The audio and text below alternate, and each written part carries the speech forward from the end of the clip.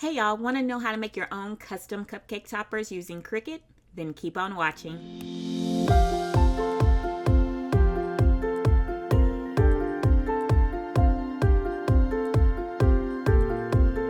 Hey y'all, so let's go ahead and get started. So the first thing you want to do is make sure that you have your design program open. This video is going to be using Cricut Design Space. I'll have a separate video for Silhouette Cameo, but this video is using Cricut Design Space. So make sure you have Cricut Design Space open, and then once you do that, you want to click on New Project. In the top right corner, you click the green button for New Project. All right, once you click on New Project, it'll open up Canvas and you'll have an untitled brand new canvas. After we have Design Space open, we want to go ahead and bring in our clip art that's going to be our cupcake topper. Looking in the left panel, your left side panel, you're going to click Upload. Now, if you look in your recent uploads, if you already see the image that you want, you're just going to click that image and then click the green button, Add to Canvas. If you do not see the image that you want to click this button right here, the white button with the green text, Upload Image. Next, we're going to click on Browse. And wherever you have your clip art saved that you want to use, you're going to go to that folder. Okay, I'm just pulling up some Halloween. And I think I'm just going to go with do just a little easy pumpkin maybe. Yeah, I think I'm going to go with just a quick and easy pumpkin. You'll just click on your item and you'll select Open. Okay, so looking at your uploaded image, just choose the one that matches yours. When I'm working with any PNG image, I always select complex because it has multiple colors. There may be gradients. So for me, I always feel like complex is best no matter the situation. And click Continue. At this point, you'll have the option to do a background removal, but because I used a PNG image, I don't have to worry about background removal. Because I don't have to do anything, I'm going to just select Apply and Continue. Okay, once you select that, now you have the chance to select your upload type. You'll either select Cut Image or Print Then Cut Image. Because we are printing this, we want to select the one that says Print Then Cut Image. Once you have it selected, if you want to change the name or add tags, that's a great time to do it. But I'm just going to go ahead and upload it without changing any names. And this image I did get from Muchka Clip Art. I'll link that in the description. Also, if you use coupon code Pretty Party and Crafty, you will get 50% off. Once you have your image uploaded, you can go ahead and select it. So I selected the pumpkin with the cat, but I think I actually want to use the little witch in her cauldron. So now you're just going to select whatever image you're going to use. Once you have it selected, you're going to click at the bottom right, the green button, Add to Canvas. Okay, once you have your image uploaded, it usually comes out or comes in larger than you might expect. So I'm just going to go ahead and resize this to something a little bit more manageable. So where it says size at the top, it has this lock icon. I'm going to click that lock icon so my proportions can remain the same, so it doesn't get all out of whack. And then I'm going to change the size. I'm going to reduce this size to about probably 2.25 inches because I'm going to add a border to it. So just waiting on it to lock. Okay, so I'm just going to change the width because it's because now the proportions are locked, I don't have to worry about the height. So I'm worried about the width only. And because I'm doing a cupcake topper, you want it in between certain dimensions. So I want it about at a 2.25. All right, so with that done, my width is 2.25 and my height, it's again proportional, it's 2.877. So the next thing that I'm going to do is I'm going to add an offset, because I don't want it to be directly on the edge. I do want it to have a white border so you can see everything. You don't have to add an offset, but I do like to add offsets to my designs. So with your image selected, you're going to come to the top next to edit, and you're going to select the offset button. Okay, and here you can select the size of this distance of your offset. Let's see what a 10 is going to look like, 0.10. I want to take it down to 0.09 just to see, but I think that 0.10 is good. Okay, I actually can work with 0.09, so I'm going to actually hit apply because I think that looks good. Okay, once you hit apply, you can see that now that that offset is colored, you can change the color of that offset to whatever you want. So if you want to leave it as black, you could, or you can come to the top where it says Operation Print Then Cut. It has that colored square next to it. You can click that square to change the color of your offset. So if you want it to be orange, you could change it to orange because this is a Halloween topper. If you want it to be green, maybe you want it to be green, that would work. But I think I'm just going to leave it at white. Okay, so next what we're going to do is we're going to make duplicates. We're going to get this ready for print and cut because we know that we can print more than one topper on the paper, so we want to make sure that we duplicate it. And to make sure that we use all of our print area, we're going to create a print sheet just as a guideline for us. So if you look on the left side, just click on shapes. I'm going to just click the square, and it brings in us a shape that's 2 by 2 inches. I want to change that from a square to a rectangle, so I'm going to go to my size at the top. I'm going to click that lock icon to unlock the size, and I'm going to set the size to Cricut's print and cut limitation. The print and cut limitation, the width is 6.75 and the height is 9.25. Then we'll hit enter. Now I'm going to right click that rectangle and I'm going to select send to back because I want to be able to place my cutout on top. So what I'm going to do now, before I move her, I'm going to make sure that I attach those together. I'm going to come to my layers panel and I'm going to select that. I'm going to select the graphic and the offset. I'm going to right click and I'm going to select flatten. Okay, so next we're just bringing all of this together. Okay, so for this tutorial, I'm going to pretend as if I am doing double-sided cupcake toppers, and I'm only going to do 3 double-sided cupcake toppers. So since there's 3 cupcakes that I'm doing, and I want to make sure they're double-sided, I'm going to have a total of 6 graphics. Now, because this is not a perfect circle, a square, or a rectangle, when we're doing our design, we want to make sure that the back of our double-sided cupcake topper is mirrored. You don't have to mirror it if you're doing a circle, rectangle, like a basic shape, but because this is a contour cut, it's a complex shape, we want to make sure that we mirror it. We just want to make sure that when we attach it to the stick that it matches up perfectly, the front and the back. We're going to do the front first. All of them are going to face the same direction. So I'm just going to duplicate this. And to duplicate, all you have to do is right click and select duplicate. So at this point, I'm just going to speed it up because all I'm doing is duplicating the images.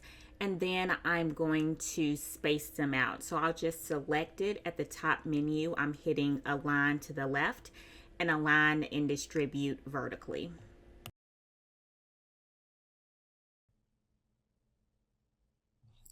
All right, so with those three done, those three are the front. Now what I'm going to do is I'm going to select all three.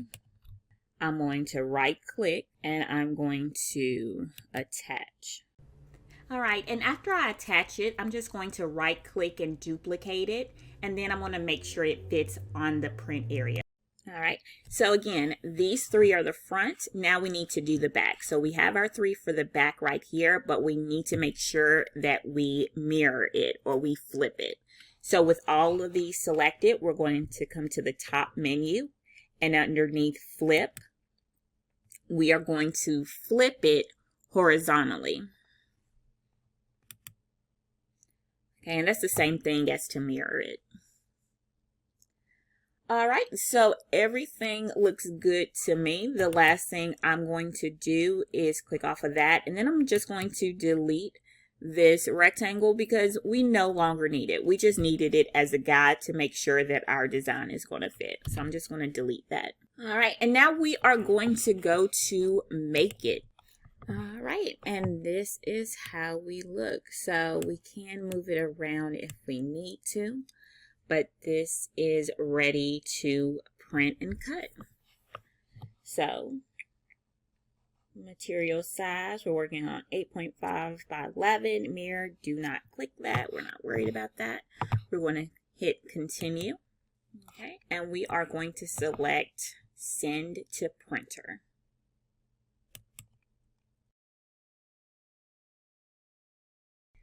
All right, add bleed. I'm going to unselect add bleed because I already have a white border, so I don't need them to add any bleed. I'm going to use the dialogue system because I have to make changes.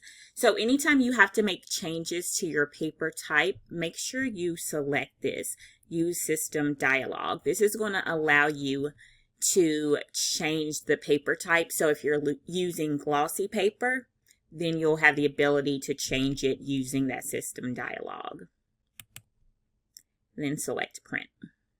Okay, so your system dialog is going to pop up. So you're going to select your printer. And then you're going to select preferences, or it might say options. Okay. And then you'll just make the changes according to what materials you're using. So my paper source, I'm using the rear paper feeder because I'm printing on glossy cardstock. And so with glossy cardstock or any cardstock, you want to use the rear paper feeder because using the bottom tray, it's just too much work to try to bring up cardstock. It's easier just to bring it down because it's thicker. So I'm using the rear paper feeder. It is letter size, portrait, paper type. I'm printing on glossy paper. So I'm selecting photo paper glossy. Color, quality, I want my quality to be high. And I'm going to select OK. And then I'm going to select print. All right, so I have my machine connected. I'm using the Cricut Maker 3. My design, it just printed out of my Epson Eco Tank. I'm using the ET8500. And now I'm going to set my material base. So it's actually already set to what I use. So I'm using cardstock, heavy cardstock, 100 pounds. So you can just click Browse Material to get to that. So you would select Browse Material. You'll go to Cardstock. And it says heavy cardstock, 100 pounds, 270 GSM. All right, so I'm going to just X that out. Okay, for pressure, I'm going to select more just because my blade is a little bit dull. So I'm going to go pressure, and my pressure is going to be more. Okay, load tools and materials. So nothing in clamp A. Make sure you're using your standard fine point blade in clamp B. And now we're going to go ahead and load it into our machine. I used the purple strong grip mat because my cardstock is pretty heavy duty. All right, so I just loaded the material into the machine. Now I'm just going to press go. All right, now all I'm doing is pressing the go button, so the Cricut Maker will go ahead and start cutting this. One thing about the Cricut Maker 3, if you notice, it pretty much measured the Cricut mat. So it went all the way back and then came all the way to the front before it started cutting. So that's just one of the little quirks that the Cricut Maker 3 has. But it is super fast and it does really clean cuts. There were a couple of issues with the little holes in the center, but on the most part, it did great. And now I'm just removing the cupcake toppers from the mat. Just a couple of things when you're working with cupcake toppers or cake toppers. You definitely want to make sure that you're being conscious of the fact that it's going to be near and on food. So me personally, when I'm doing this for an actual order that's not for me and my family, definitely have gloves, definitely have a clean place, an area for where you're going to put the cupcake toppers once you put them on the stick. All right, so you're going to need a stick to adhere this to. It could be a lollipop stick, a toothpick. I love these sandwich picks. The reason why is because they are flat, which makes it easy to add your glue or your adhesive to it. So love these sandwich picks for it. All right, you're also going to need adhesive, so you could use a glue stick or you could use a glue gun, but my personal favorite is double-sided tape or adhesive. So all you have to do is take your toothpick, and then at the top of the toothpick, the end that's not going inside the cupcake, you're going to add your adhesive, whether it's double-sided tape, whether it's a glue gun, and then you're going to add your cupcake topper to it. Make sure you adhere it, make sure that it's secure. Now, if you were doing single-sided, you would be done, but because mine is double-sided, I'm going to flip it over and do the same thing to the back. I'm adding my adhesive not only on the sandwich pick, but also on the cardstock itself. So when I looked at that topper, I noticed that I had a piece hanging out, so I had to take that off real quick. And now I'm just going to line the back and front up. Once you have it lined up, you're going to press it down, make sure that it's adhered and that it's secure, and that's it. That is how you make a cupcake topper. So again, with those picks, if you wanted to have a more clean look, instead of the sandwich picks, you could go for a lollipop stick or even a toothpick. But again, for me, the sandwich picks, they are flat, so it makes it really easy to add your adhesive to it. So I have about 2 more of these that I'm going to do.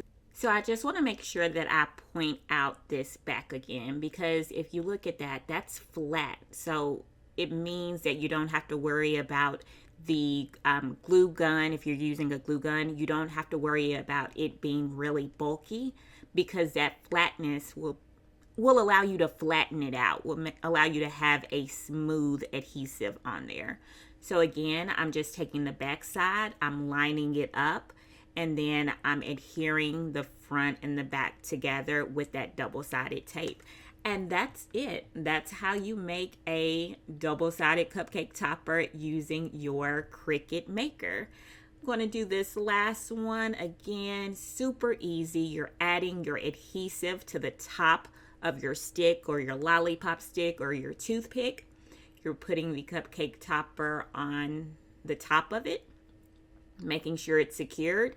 If you're doing double-sided, you're just going to flip it over, add adhesive again to the stick and to the back of that cardstock. And then you're going to take your back side that's mirrored, and then you're going to add it to the back.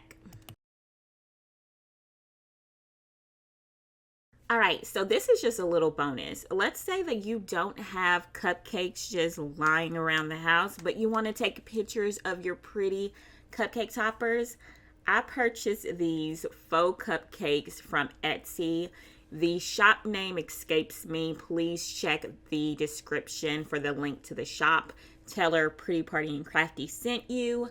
But the cupcakes are amazing. It was a custom order because I got these in a ton of different colors. I got orange, white, blue, pink, like ton of colors. So the part that is the icing, that's pliable enough that allows you to stick your cupcake topper inside.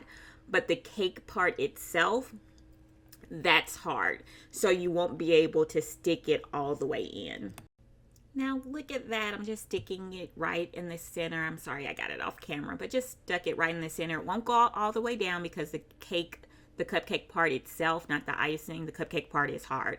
But that's it. They are so pretty.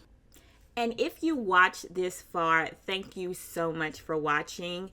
If you're not subscribed already, please go ahead and hit that subscribe button. If you have any questions, I'm very active in my Facebook group, Pretty Party and Crafty. You can also catch me in the comment section of Instagram and TikTok, Pretty Party and Crafty. Later, y'all.